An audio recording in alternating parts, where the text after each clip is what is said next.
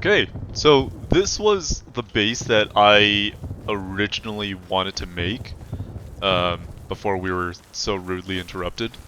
Um, Basically, it has the highest ratio of cost to rockets or destruction ratio. And so let's take a look inside. First of all, when you come in, you can see basically the first two sides. One here, just in case if anyone door camps. And there's going to be a shotgun trap that kind of faces right outside. Another cool thing is this is an airlock, so these double doors, when you open it, you actually can't go outside. It's impossible. So if we for whatever reason have to, we're trying to defend outside and we die, we can still close the door from here, which is pretty helpful. And so this is its own airlock, and it kind of acts as a double airlock. And then second of all, this is the third shot front.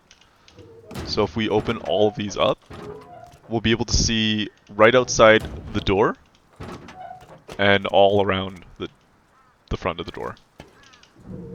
Again, shotgun traps at facing every single entrance. But when we start building out this 2x2, and then we'll have this triangle airlock to start off.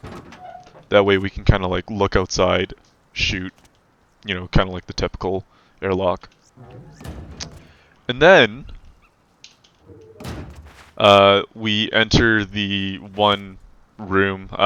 This is kind of just like the first sleeping bag, extra wooden box, and then there's a research table. But if you look up, there is a ladder hatch that faces the door. So let's say this is, someone's raiding us. This is still, we can still use this, as protection. And then close that if you want. And now we kind of have 1, 2, 3, 4 different garage doors. And each of these garage doors, you can look outside and you can kind of shoot. Shoot outside whichever way. I couldn't open this wall, unfortunately, but that's okay. These boxes, don't put anything in it because they're really easily looted.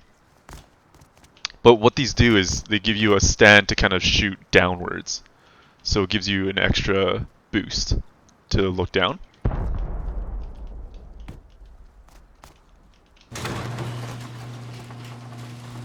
So same thing here. You can jump on these boxes, look down, shoot. You can you pretty much have 100% view.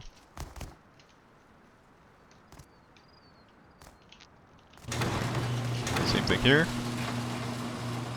I was kind of experimenting with the frames, so that's the reason why this one doesn't have its own pillar. But let me know what you think about that. And then finally, same thing. We can look straight outside, right to the door from here.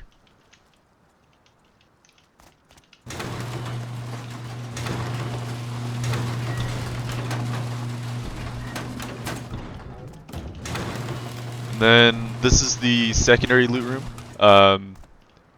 It takes a lot to keep everything tight so that you can actually walk through here. I know that our old base we couldn't, but this one I managed to. And then this is the second sleeping bag. I think we could put another sleeping bag in between here. This workbench can be hatcheted for a secondary or the level 2 or level 3 workbench if we want. 2 furnaces. I couldn't manage to get a third furnace in here, but a wooden box is perfectly fine as well. And then finally, this is the main loot room. As you can see, there's 1, 2, 3, 4 large boxes plus 3 small boxes, and then you have access to the TC if need be. This is a little bit expensive, but not super expensive. It's kind of like the same amount that our old base had, but it's a lot more. How should I say this? Compact and a lot easier to defend. So, like the base, the next thing that I would do is I would upgrade all of the walls to sheet metal, at least the inner walls, and then that way it's a little less expensive on the stone side, and then have metal frags instead. Yeah. So that's it.